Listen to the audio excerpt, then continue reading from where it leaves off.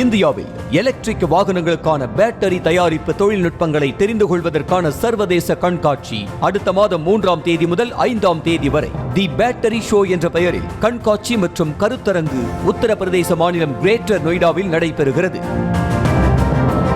இந்த நிலையில் பேட்டரி தயாரிப்பில் ஈடுபடும் பல்வேறு நிறுவனங்களைச் சேர்ந்த அதிகாரிகள் கலந்து கொண்டு தி பேட்டரி ஷோ கண்காட்சி குறித்து சென்னையில் செய்தியாளர்களுக்கு விளக்கம் அளித்தனர்.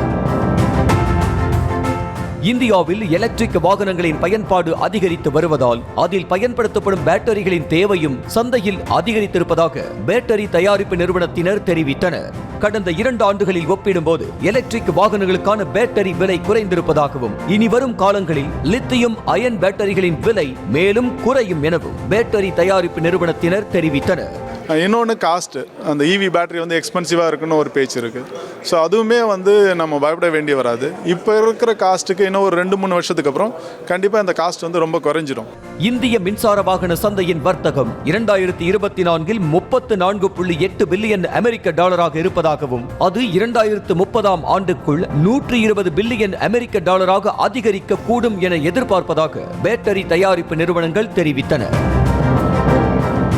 எலக்ட்ரிக் வாகனங்களில் அதிக திறன் கொண்ட பேட்டரிகள் பயன்படுத்தப்பட்ட போது அதன் பயன்படுத்தும் திறன் குறைவாக இருந்ததால் தீ விபத்து சம்பவங்கள் நிகழ்ந்ததாக பேட்டரி தயாரிப்பு நிறுவனங்கள் விளக்கம் அளித்தன. ஆனால் பேட்டரி தயாரிப்பில் பேட்டரி மேனேஜ்மெண்ட் சிஸ்டம் எனப்படும் தொழில்நுட்பம் வளர்ந்து வருவதால் இனி வரும் காலங்களில் எலக்ட்ரானிக் வாகனங்கள் தீ விபத்துக்கு ஆளாவது முற்றிலும் தவிர்க்கப்படும் என்று டர்ச் எனர்ஜி நிறுவனத்தின் CEO சண்முகானந்தம் தெரிவித்தார். ஆக்சுவலாக இவி வந்து இந்தியாவில் one of the fastest growing மார்க்கெட்னு சொல்லலாம். இவி பேட்டரி முன்னாடி இருந்ததுக்கு இப்போ டெக்னாலஜி வைஸ் நிறைய இம்ப்ரூவ் ஆகிருக்கு. முன்னாடி இருந்த மாதிரி இந்த ஃபயர் ஆகிறது அந்த மாதிரி இஷ்யூஸ்லாம் இதுக்கப்புறம் வரப்போகிறது கிடையாது. ஏன்னா டெக்னாலஜி வைஸ் நிறைய இம்ப்ரூவ் ஆகிடுச்சு. செய்திகளை உடனுக்குடனும் துல்லியமாகவும் தெரிந்து கொள்ள சப்ஸ்கிரைப் பண்ணுங்க.